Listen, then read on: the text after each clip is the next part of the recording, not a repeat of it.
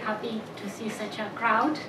I want to start by, with a quote that some time ago a very strong feminist leader said, I don't remember quite well when, but it was I think in 1992, our dear Bella Abzug, a widow funder, when she said, women will not simply be mainstream into the polluted stream. Women are changing the stream, making it clean and green and safe for all. Every gender, race, creed, sexual orientation, age, and ability. This has been our motto, and maybe some of you heard it back in 2012 at Bonn in a meeting that was organized on the framework of 2015. We said, we will not be mainstream into a polluted stream. And this is, I think, the way, that we perceive coming into these debates around SDGs and the post-2015 development debates. This is at the core of our reflections, analysis, and proposals in these interlinked processes. We join these discussions calling for caution. Yes, we can go ahead and talk about specific goals and targets, but also why the caution? Because we don't want to be reductive. We want to still be ambitious. We need to go further.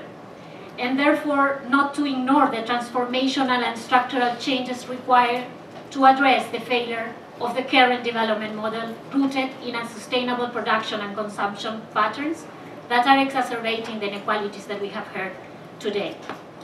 We have been here for a while, Cairo, Beijing, Vienna, Rio, but we have been here specifically around, these debates around the Sustainable Development Goals and the post-2015, calling precisely for a deep and structural changes to the existing global systems of power, decision-making and resources sharing.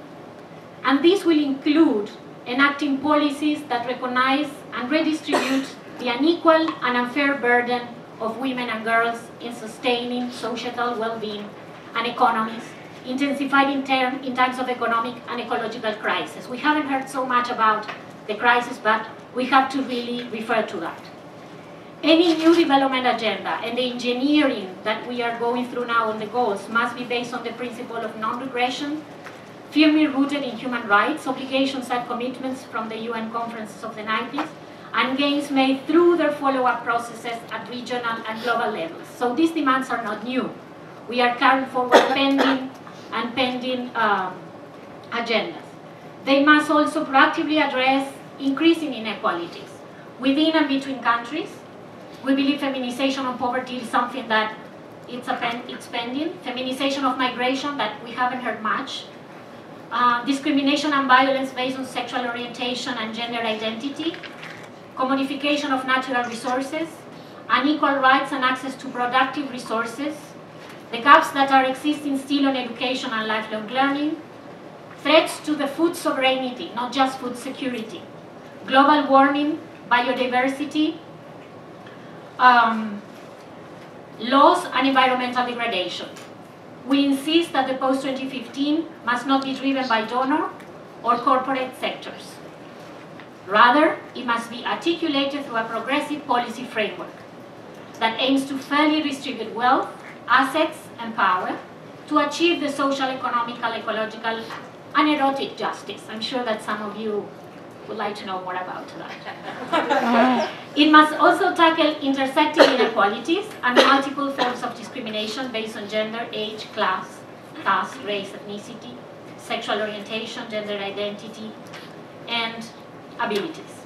Specifically on the macroeconomic decisions, something that was discussed on the Open Group Working 5, not so long ago, I think it was November, and how this has to do with advancing on gender equality and fulfillment of women's rights. We believe that the use of a human rights architecture as its basic and include concrete means of implementation that prioritize public financing over private partnerships in order to realize states' obligations to allocate the maximum available resources. We haven't heard much about how we are going to finance this. Promote innovative democratic financing mechanisms, including long-term flexible support for civil society organizations. This won't happen, social and gender change won't happen without women's organizations and movements. Third, Urgently reform, and we have experts here that can talk more about monetary, financial, and trade rules globally in line with human rights obligations that ensure policies based at national level to implement macroeconomic policies, trade and investment. I think we had a couple of countries yesterday talking about that. Guarantee women's equitable access to and control over resources that promote fair assets, redistribution among different social groups regarding the use of land, very important and still a gap in many countries, ocean, fisheries, credits, technology, intellectual and cultural property. Recognize that care and social reproduction are intrinsically linked with the productive economy and therefore fully reflected in macroeconomic policy making. It's not just an add-on.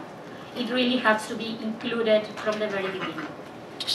The Post-2015 should promote policies that shift patriarchal cultural norms in order to promote equitable distribution of care work between men and women, but also between the state and the market and the household. Finally, tackle gender labor market discrimination and ensure universal and affordable access to social protection and public services, including housing, education, water and sanitation, health care and employment benefits.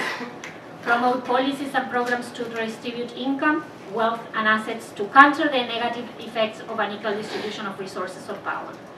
Recognize value of unpaid care work when formulating and evaluating macroeconomic policies and development strategies. And here in the room there are a lot of people that can talk about. So finally, to achieve gender and social justice, and urgently combat climate change through the transition to safe and sustainable energy systems, something that we have heard also in other sessions.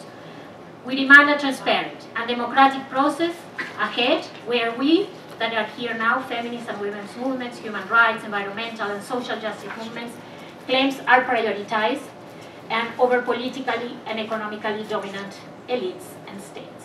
Thank you.